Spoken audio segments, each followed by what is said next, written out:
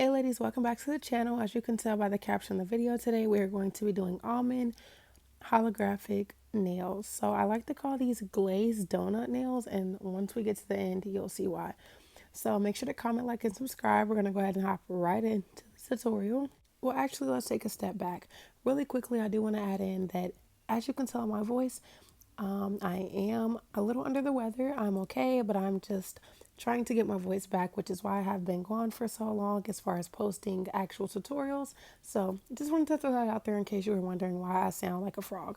Anyways, of course, I always start by pushing all my clients' cuticles back very gently, and then I go around the entire cuticle area with my cuticle drill bit, aka my cone shaped drill bit.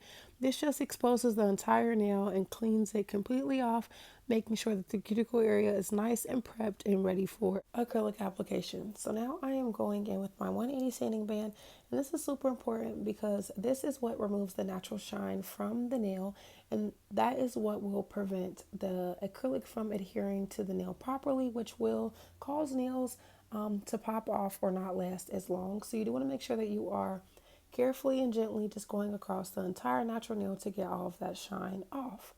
So I did go ahead and place the nail tips, and I cut off the corners, giving it this weird, I don't even know what shape to call it, but it's okay because we're going to shape it into almond. So like I said, you just want to cut the corners off. I should have filmed that, but I totally forgot.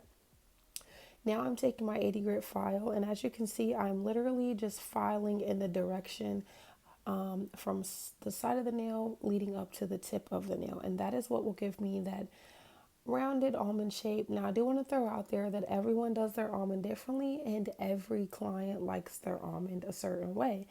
So you do have some clients that like the rounded but pointed at the tip almond. You like some clients that like the long skinny almond. You got some clients that like the round fat almond. It really is up to the client's preference. So I always make sure to check with my client and see exactly how they want their almond before shaping it. And then of course, after shaping the first nail, I check with them to make sure that's the vibe they're going for. And in this case, obviously it was, which is why I continue to shape the nails the same way. But she didn't want pointed at all, and she wanted the wider look. So of course, I gave her that. It's super simple. It just is a little tedious because of course you got to make sure that all of your points are in the center and all of your nails are going in the same direction. With almonds, sometimes it's very easy for one nail to be slightly pointed one direction, and it's kind of hard to tell. So of course I say this in all my tutorials, but especially with almond nails, you want to make sure that you're flipping your client's hand, looking at it from different angles, because that is what will help you see if one of your nails is more to the left or to the right. I don't know why it's kind of harder to tell with almond than it is with square or coffin or stiletto. You can, it's very obvious when there is a nail that is wonky looking. But that is an easy way to check it just by flipping your client's hand and looking at it from a different angle. And I do that all the time, and it definitely helps. Because let me tell you, if I didn't do that, somebody would be walking out with some crooked nails sometimes, not going to lie. So now we're going to go ahead and move on to blending the nail tip with the natural nail. And I'm just using that same 180 sanding band. You do want to make sure that when you're using your e-file at all times, you keep the file moving and you're not applying too much pressure, because that will cause friction, which will cause heat. And that is the same for any time that you use your e-file. So be mindful of that. Now I'm going in with my Mia Secret dehydrator, and this is just another layer of removing those natural oils. Just really gets the nail super dehydrated. And then next I'm going to go in with my Young Nails Protein Bond. And this is super, super important, both of these steps, because this is what will really help your retention and keep those nails on and lasting. So the protein bond, I do 2 layers. I only show one. 2 layers is totally optional, but I do 2 because I feel like it helps my retention even more, but it's not required. So now we're going to go ahead and move into the acrylic application. As you can see, I just took my first bead and I placed it where the natural nail and the nail tip meet, and I'm just going to lightly feather that down. You don't want to apply too much pressure. You don't want to drag or pull, because that will just result in your acrylic your product, I guess I should say, coming off of the nail onto your brush. And 9 times out of 10, it could cause that to get clogged in your brush. And then that's a whole nother issue. So you want to make sure that you're just lightly feathering it down. And of course, you don't want to waste product, and you don't want to catch yourself spending so much time on the acrylic application. This is actually one of the easiest, quickest steps as long as you do it properly. And of course, you want to make sure that you are keeping your brush clean. So frequently, you will see that I wipe my brush on the paper towel, and then after I am pretty much dried out, I dip it back in the monomer and wipe it again. And the point of me doing that constantly is just keeping that brush clean so no acrylic dries in the bristles.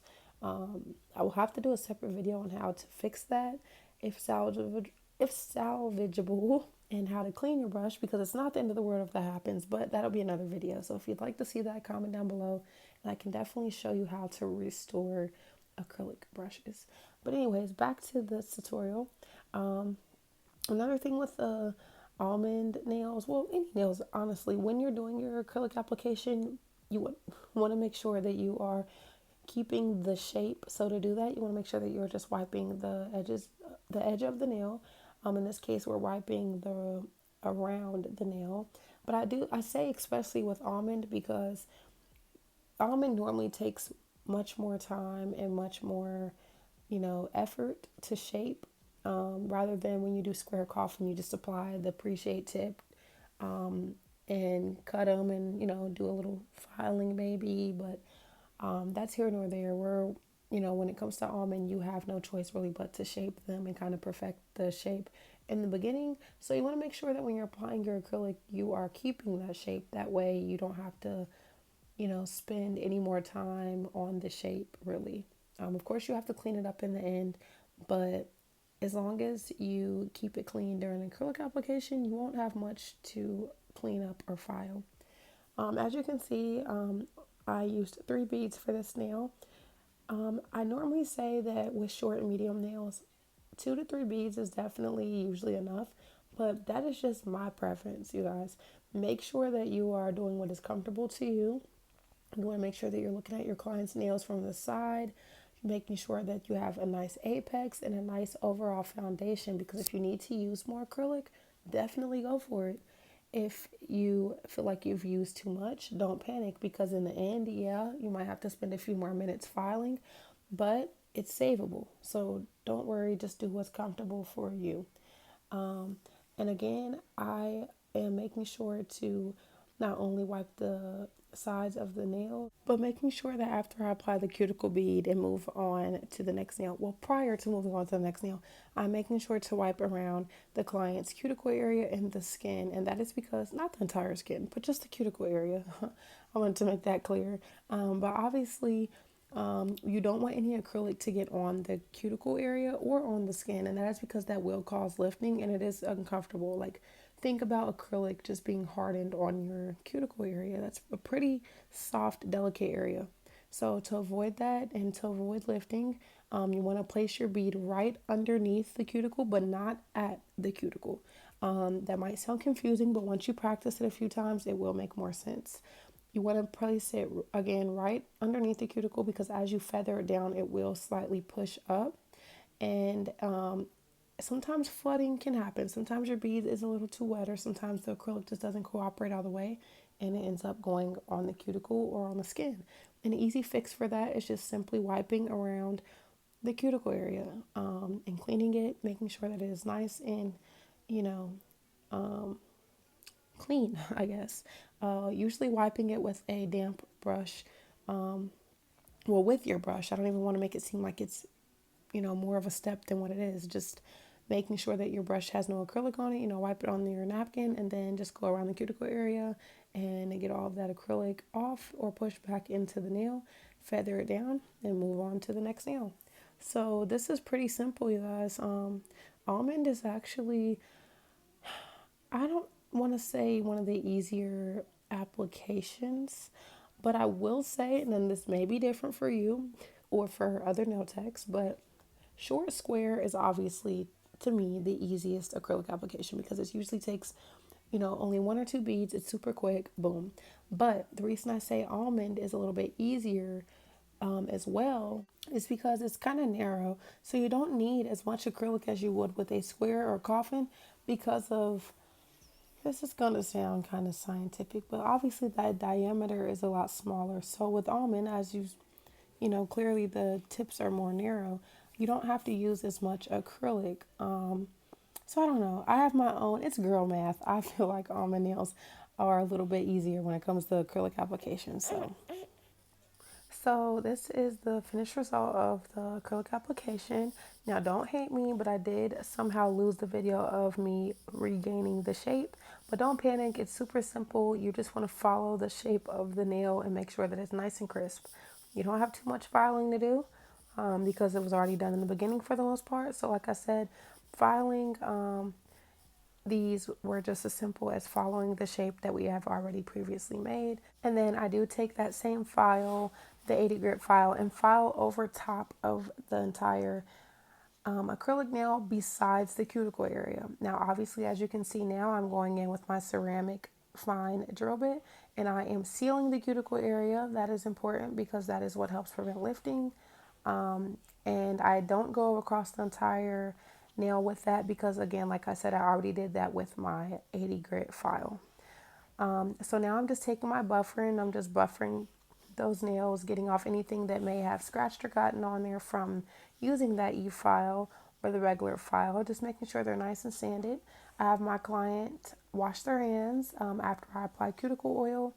And so here we are now about to do the holographic. So I just want to do a brief wipe with acetone just to make sure that the nails are nice and clean. And then I am going in with my Beetles gel. I forget the name. I'm going to go ahead and put it below when I edit this. So it'll be there in case you need to order it. I do 2 coats of this, by the way, but I only show one. Now this polish was pretty not thick, but it had really good coverage. So as you can see, it's just going on so flawlessly. Like, you guys, normally, I might get a little nick or gnat there on my client's skin, but this polish went on so delicately. It was so easy to use. It's literally, as you can see, I'm just able to just brush it on and go on to the next nail. But you do want to make sure that you are pulling the polish all the way down. You don't want to have it too thick or too lumpy. And you do want to make sure that you are getting the edge of the nails as well. Obviously, with almond, that can be pretty easy to forget, but you do want to make sure that you're getting those because that will make a huge difference in your set for sure. Also, you want to make sure that before curing them, if you need to, you do wipe around your client's skin. I keep saying skin, you guys. I mean cuticle area. You want to make sure that you're getting off any polish before curing it because it's easier to just wipe it off prior than afterwards. And then I do cure for 60 seconds. No more than 60 seconds because I feel like the chrome does kind of act a little fishy or grainy or apply weird when you cure it for more than 60 seconds. So I did my second coat, applied for 60 seconds again, and now I'm going in with my beautiful chrome. I forget the name. It is off of Amazon, but I will list the exact name and color for you to buy if you would like. And so I'm just taking a little chrome on my brush that came with it, and I'm rubbing it across the entire nail and around the edges to make sure that I'm just getting full coverage all over. A little bit goes a long way, you guys. So just keep that in mind. You don't want to have too much, but it just won't do you any good to waste it. But a little does go a long way. So yeah, it's pretty simple. You just rub it on and then you want to top coat it and cure it. So I do want to throw this in there though. All of the powder that is on her skin, a quick tip to get that off is after you top coat it and cure it and it's completely dry and she's ready to go, make sure that you just use a little buffer block and gently rub it around and that will get everything off. So this is the finished result. As you can see, now you see why I called them glazed donut. They just are really giving glazed donut. So this was a super easy, super quick style to do.